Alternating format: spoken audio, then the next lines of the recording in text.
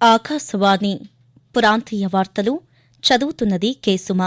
ముఖ్యాంశాలు: బంగాళాఖాతంలో ఏర్పడిన తీవ్ర అల్పపీడనం ప్రభావంతో రాష్ట్రంలోని దక్షిణ కోస్తా, రాయలసీమ జిల్లాల్లో విస్తారంగా వర్షాలు కురుస్తున్నాయి.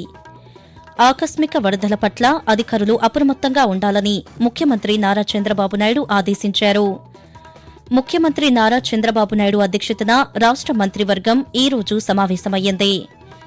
రుతుపవనాల కారణంగా నిలిచిపోయిన ఇసుక తవ్వకాలను ఈ రోజు నుంచి పునః ప్రారంభించేందుకు రాష్ట ప్రభుత్వం అనుమతులు జారీ చేసింది.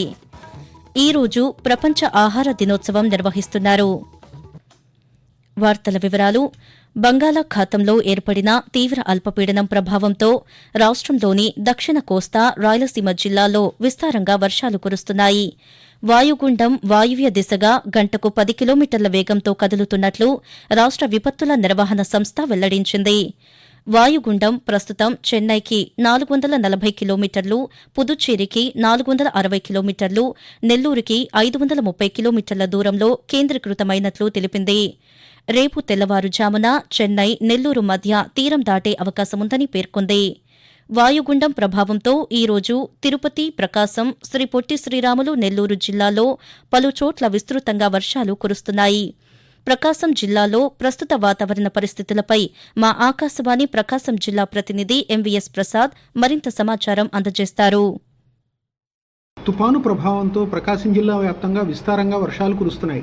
జిల్లాలోని 38 మండలాల పరిధిలో వర్ష ప్రభావం ఉంది. గడిచిన 24 గంటల వ్యవధిలో జిల్లాలో 33.2 మిల్లీమీటర్ల వర్షం కురిసింది. అత్యధికంగా టంగుటూరు మండలంలో 95.6 మిల్లీమీటర్ల వర్షపాతం నమోదైంది. జిల్లా కలెక్టర్ శ్రీమతి ఏ తమీం అన్సారియా క్షేత్రస్థాయిలో పర్యటిస్తూ పరిస్థితులను సమీక్షిస్తున్నారు. జిల్లాలోని పశ్చిమ ప్రాంతంలోని 5 మండలాల పరిధిలో ఫ్లాష్ ఫ్లడ్ వచ్చే అవకాశం ఉందని, అక్కడి అధికారులను అప్రమత్తం చేయడం జరిగిందని కలెక్టర్ తెలిపారు. రాష్ట్రంలో కురుస్తున్న భారీ వర్షాలపై ముఖ్యమంత్రి నారా చంద్రబాబు నాయుడు ఈ రోజు సమీక్ష నిర్వహించారు. ఆకస్మిక వరదల పట్ల అధికారులు అప్రమత్తంగా ఉండాలని ఆదేశించారు. వర్షాల ప్రభావం అధికంగా ఉన్న శ్రీ పొట్టి శ్రీరాములు నెల్లూరు, ప్రకాశం, తిరుపతి, చిత్తూరు సహా పలు జిల్లాల అధికారులను అక్కడి పరిస్థితులపై వివరాలను, చేపట్టిన ముందస్తు చర్యల గురించి అడిగి తెలుసుకున్నారు. వర్ష ప్రభావిత జిల్లాల్లోని పరిస్థితులను ఎప్పటికప్పుడు నివేదించాలని ముఖ్యమంత్రి సూచించారు. ముఖ్యమంత్రి నారా చంద్రబాబు నాయుడు అధ్యక్షతన రాష్ట మంత్రివర్గం ఈ రోజు సమావేశమైంది. అమరావతిలోని రాష్ట సచివాలయంలో జరుగుతున్న ఈ సమావేశంలో ప్రభుత్వ శాఖలు ప్రతిపాదించిన పలు కీలక అంశాలపై చర్చ జరుగుతోంది. వరద ప్రభావిత ప్రాంతాల్లో రుణాల రీషెడ్యూల్లో స్టాంప్ డ్యూటీ, రిజిస్ట్రేషన్ ఫీజుల మినహాయింపు, చెత్త పన్ను రద్దు, ఉచిత గ్యాస్ సిలిండర్ల పథకం, నూతన పారిశ్రామిక విధానం, కొత్త నగరపాలక సంస్థల్లో పోస్టుల భర్తీ తదితర అంశాలపై మంత్రివర్గం చర్చిస్తోందని అధికారులు తెలిపారు. బంగాళాఖాతంలో ఏర్పడిన వాయుగుండం ప్రభావంతో శ్రీ పొట్టి శ్రీరాములు నెల్లూరు జిల్లా వ్యాప్తంగా భారీగా వర్షాలు కురుస్తున్నాయి. చెన్నై, నెల్లూరు మధ్య తుఫాను తీరం దాటే అవకాశముందని వాతావరణ శాఖ తెలియజేయడంతో అధికారులు మరింత అప్రమత్తమయ్యారు. జిల్లాలో వాతావరణ పరిస్థితిపై ఆకాశవాణి శ్రీ పొట్టి శ్రీరాములు నెల్లూరు జిల్లా ప్రతినిధి ఎస్ అమరనారాయణరావు మరిన్ని వివరాలు అందజేస్తారు. బంగాళాఖాతంలో ఏర్పడిన వాయుగుండం ప్రభావంతో నెల్లూరు జిల్లా వ్యాప్తంగా ఈరోజు ఉదయం నుంచి భారీ వర్షాలు కురుస్తున్నాయి. ప్రధానంగా నెల్లూరు, కావలి రెవెన్యూ డివిజన్లలో వర్షపు జోరు కొనసాగుతోంది. గత 24 గంటలలో జిల్లా వ్యాప్తంగా సగటున 13 సెంటీమీటర్ల వర్షపాతం నమోదైంది. కావలి డివిజన్లో అత్యధికంగా 17 సెంటీమీటర్ల వర్షం కురిసింది. దీంతో లోతట్టు ప్రాంతాలన్నీ కూడా జలమయమయ్యాయి. రేపు చెన్నై, నెల్లూరుల మధ్య తుఫాను తీరం దాటే అవకాశం ఉందని వాతావరణ శాఖ హెచ్చరించడంతో జిల్లా అధికార యంత్రాంగం అప్రమత్తమైంది. ఎలాంటి పరిస్థితినైనా ఎదుర్కొనేందుకు సిద్ధంగా ఉన్నామని జిల్లా కలెక్టర్ ఓ ఆనంద్ తెలిపారు. తిరుమలలో కురుస్తున్న భారీ వర్షాల కారణంగా తిరుపతి నుంచి తిరుమలకు వెళ్లే ఘాట్ రోడ్లో కొండ చర్యలు విరిగిపడ్డాయి. ఈ మార్గంలో ట్రాఫిక్కు ఎటువంటి అంతరాయం కలగకుండా తిరుమల తిరుపతి దేవస్థానం టీటీడీ అధికారులు విరిగిపడిన కొండ చర్యలను తొలగించారు.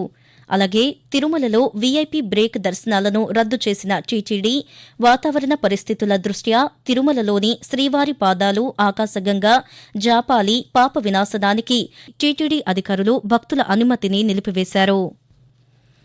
ఆకాశవాణి ప్రాంతీయ వార్తలు వింటున్నారు. విజయనగరం జిల్లా గుర్లా గ్రామంలో అతిసార వ్యాధితో 2 రోజుల్లో 5గురు మృతి చెందిన ఘటనపై ముఖ్యమంత్రి నారా చంద్రబాబు నాయుడు విచారం వ్యక్తం చేశారు. ఈ ఘటనపై సంబంధిత అధికారులతో మాట్లాడి వివరాలను అడిగి తెలుసుకున్నారు.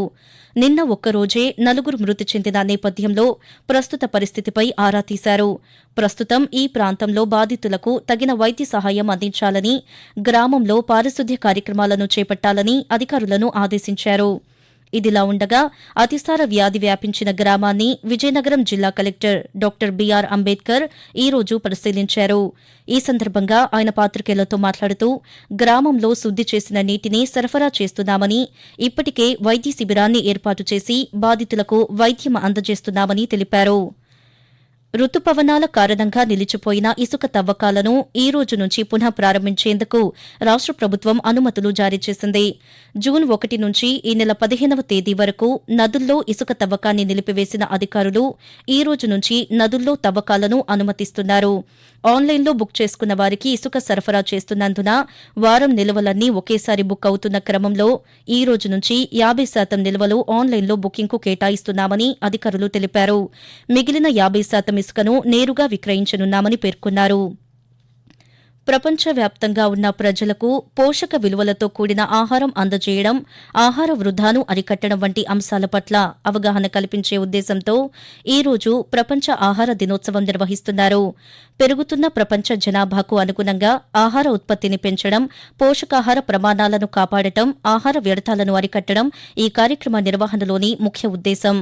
1945 అక్టోబర్ 16వ తేదీన ప్రపంచ ఆహార, వ్యవసాయ సంస్థ ఏర్పాటైన సందర్భాన్ని పురస్కరించుకుని ప్రతి ఏటా ఈ రోజు ఆహార దినోత్సవం జరుగుతోంది.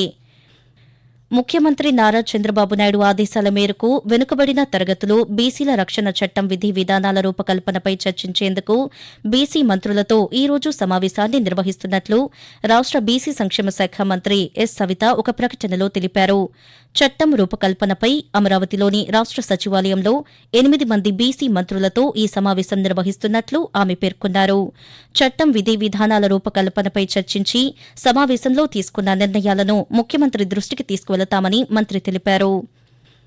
నిత్యావసర వస్తువుల ధరల నియంత్రణకు ప్రభుత్వం చర్యలు చేపట్టిందని శ్రీకాకుళం జిల్లా సంయుక్త కలెక్టర్ ఫార్మాన్ అహ్మద్ ఖాన్ తెలిపారు. శ్రీకాకుళంలోని జిల్లా కలెక్టర్ కార్యాలయంలో ఈ రోజు ఆయన పాత్రికేయులతో మాట్లాడుతూ నిత్యావసర వస్తువుల ధరల నియంత్రణకు జిల్లా స్థాయి ధరల పర్యవేక్షణ కమిటీ ఎప్పటికప్పుడు ఆకస్మిక తనిఖీలను నిర్వహిస్తుందని చెప్పారు. దుకాణదారులు ప్రభుత్వం నిర్దేశించిన ధరలకు వస్తువులను విక్రయించాలని తెలిపారు. ఈ ఏడాది ఖరీఫ్ సీజన్లో పండించే ధాన్యం కొనుగోలుకు సంబంధించి రైతులు ఈ పంటలో నమోదు చేసుకోవాలని సూచించారు. రాష్ట్రంలోని గ్రామీణ ప్రాంతాల్లో అభివృద్ది పనులు చేపట్టేందుకు నిర్దేశించిన పల్లె పండుగ కార్యక్రమం విజయవంతంగా నిర్వహించడం హర్షణీయమని ముఖ్యమంత్రి నారా చంద్రబాబు నాయుడు అన్నారు. ఈ మేరకు సామాజిక మాధ్యమం ద్వారా ఆయన స్పందిస్తూ రాష్ట్రంలోని 13,326 గ్రామాల్లో మొత్తం 30,000 పనులు చేపట్టాలనే పెద్ద కార్యక్రమాన్ని కార్యరూపంలోకి తీసుకువచ్చిన ఉప ముఖ్యమంత్రి పవన్ కళ్యాణ్ను ఆయన అభినందించారు. 4,500 కోట్ల రూపాయలతో చేస్తున్న అభివృద్ది పనుల ద్వారా గ్రామాల్లో ఉపాధి కల్పిస్తున్నామని పేర్కొన్నారు. రాష్ట హైకోర్టులో న్యాయవాదులుగా సేవలందిస్తున్న కె మహేశ్వరరావు, టి చంద్రధనశేఖర్, సిహెచ్ గుణరంజన్లను అదే హైకోర్టులో న్యాయమూర్తులుగా నియమించడానికి సుప్రీంకోర్టు కొలీజియం సిఫారసు చేసింది. ఈ మేరకు ప్రధాన న్యాయమూర్తి justice DY Chandrachud, justice Sanjiv Khanna, justice BR గవాయ్లతో కూడిన కొలీజియం నిన్న ఉత్తర్వులు జారీ చేసింది. ప్రాంతీయ వార్తలు ముగించే ముందు ముఖ్యాంశాలు మరోసారి. బంగాళాఖాతంలో ఏర్పడిన తీవ్ర అల్పపీడనం ప్రభావంతో రాష్ట్రంలోని దక్షిణ కోస్తా, రాయలసీమ జిల్లాల్లో విస్తారంగా వర్షాలు కురుస్తున్నాయి. ఆకస్మిక వరదల పట్ల అధికారులు అప్రమత్తంగా ఉండాలని ముఖ్యమంత్రి నారా చంద్రబాబు నాయుడు ఆదేశించారు. ముఖ్యమంత్రి నారా చంద్రబాబు నాయుడు అధ్యక్షతన రాష్ట మంత్రివర్గం ఈ రోజు సమావేశమయ్యింది. రుతుపవనాల కారణంగా నిలిచిపోయిన ఇసుక తవ్వకాలను ఈ రోజు నుంచి పునః ప్రారంభించేందుకు రాష్ట ప్రభుత్వం అనుమతులు జారీ చేసింది. ఈ రోజు ప్రపంచ ఆహార దినోత్సవం నిర్వహిస్తున్నారు. ఆకాశవాణి ప్రాంతీయ వార్తలు ఇంతటితో సమాప్తం.